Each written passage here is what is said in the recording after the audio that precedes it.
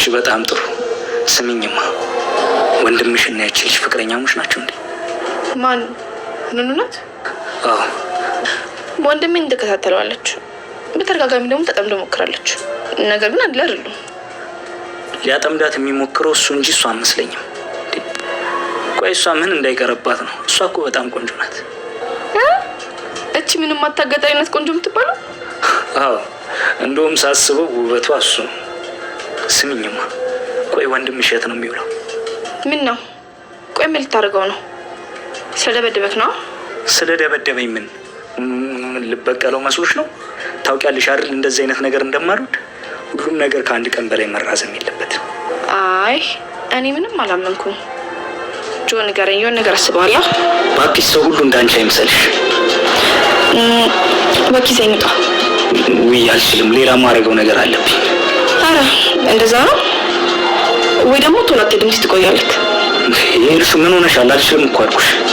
ምንም አልሆንኩም፣ ግን እንደዛ ከሆነ ቀስ ብሎ ይደርሳል። አሁን ልሂድ እና ደግሞ ስደውልልሽ የምታደርጊልኝ ነገር አለ። እሺ ምንድን ነው? እሱን ደውዬ ነው የምነግርሽ። በቃ ስለምቸኩል አሁን ልሂድ።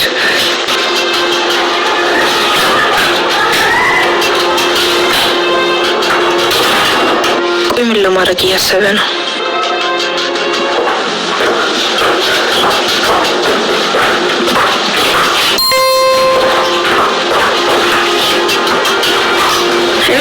እንዴት ነሽ ወይዘሮ ሄለን? የትምህርት ቤት ክፍያ ዛሬ አስገብቻለሁ እኮ መክፈል እንዳልነበረብሽ ልነግርሽ ነው። እንዴት? ለምን አልከፍልም? ኧረ ተው፣ እሷ ተሳሳች እንዳይሆን። በእርግጥ ባጋጠማት ነገር በደንብ እየተከታተለች አይደለም። አይ ሁሌም አትመጣም፣ መታታቅም ካቋረጠች ቆየች። የአቶ ቶማስ ስልክ አይሰራም። ደጋግመን ደውለንለት ነበር። ዛሬ ነው ከረጅም ጊዜ በፊት በሰራችው ስህተት ከፍርድ ቤት ወረቀት መጥቶባታል። እናም አሁን ላይ በጣም ተወዛግባለች። ሄለንም ይህንን ነገር እኔ ነኝ ማስተካከልልሽ ብላ ነገራቿት። ሰላም ሰላም የቻናሌ ቤተሰቦች እንዴት ናችሁ? ለቻናሌ አዲስ ሆናችሁ ላይክ፣ ሼር፣ ሰብስክራይብ በማድረግ ቤተሰብ ሆኑ። ጆ እንግዲህ ኤልሻዳን አንዳንድ ነገሮችን እያጣራት ነበረ። እሱም ወንድምሽ የት ነው ያለውና የት ነው የሚውለው በማለት እየጠየቃት ነበር። ኤልሻዳን በጣም ግራ ተጋባች። ማለት ለምንድን ነው የምትፈልገውም ብላ ጠየቀችው። አይ በቃ ምንም ማግኘት ስለፈለግኩ ነው አላት። እሷም በጣም ስለተጠራጠራች የባለፈውን ልትበቀለው ነው እንዴ ስትለው እሱም ከአንድ ቀን በኋላ በቀል አለ እንደ ብሎ መለሰላት። ጆ እንደምታውቁት ሁላችሁም በጣም ዱርዬ ከሚባሉት ሰዎች አንዱ ነው።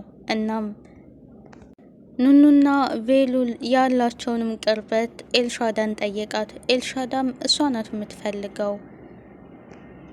ጆም በዛ ውበት እንዴት እሱን ትፈልገዋለች? እሱ ነው የተጣበቀባት ብሎ መለሰላት።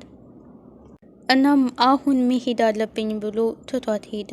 እሷም መሄዱ አልተዋጠላትም። ምክንያቱም ከቬሉል ጋር የሆነ ነገር ይፈጠራል ብላ በጣም ትፈራለች።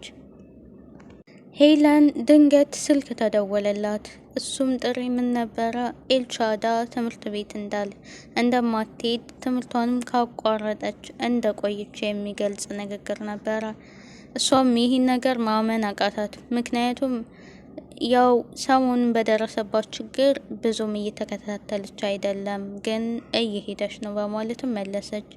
አይ ቆይታለች ትምህርት ቤት ከመጣችም አሏት። በጣም ደነገጠች። ኤልሻዳን እየጠራቻትም ነበረ። ኑኑ በተፈጠረው ነገር ተደናግጣ ለቬሉል ትነግረዋለች። ቬሉልም ይህ ነገርማ የሆነ ነገር አለ፣ ከስንት ጊዜ በኋላ የጥል ወረቀት ሊያመጡ አይችልም በማለት ይህን ነገር ለእኔ ተዩ፣ እኔ ማጣራት አለብኝ አላት። ኑኑ አሁን ላይ በጣም ቬሉል ሄለንን በጥያቄ ያፋጠጣታል። ምክንያቱም ይሄ ጥሪ ያለ ምክንያት ሊመጣ አልቻለም። ስለዚህ አንቺ የምታውቂው ነገር አለ በማለት ይጠይቃታል። እሷም ምንም የማውቀው ነገር የለም፣ ይህንን የጥሪ ወረቀት ሲያመጡ እሷ የለችም በማለት ነው የመለስኩት ብላ ለቬሉል ትመልስለታለች። ቬሉል በጣም ተጠራጥሯል። ሄለን ጋር የሆነ የተደበቀ ነገር እንዳለ ግን ይህንን ነገር በምን አይነት መንገድ ነው የማጣራው የሚለው ነገር በጣም ያሳስበዋል። ከዚህ በፊት ሁላችሁም እንደተመለከታችሁት ቤሉልና አዶኒ ጆኒን ሲያሰቃዩት እንደነበረ አይታችኋል።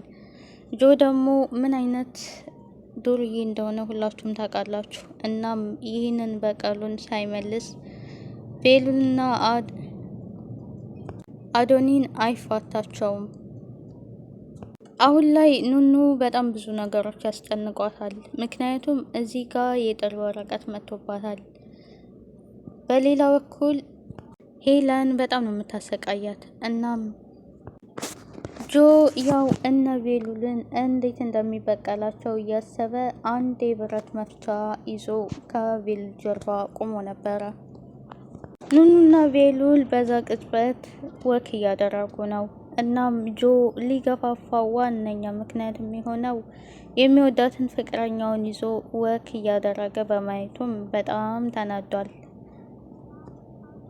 በጣም በቅናት ይቃጠላል። ከዚህ በፊትም እንዳያችሁት የተመታበትን በማስታወስ የሌለ ንደቱ ጨምሯል። እናም አሁን ላይ በጣም የሚያደርጋቸውን ነገሮች አያውቅም።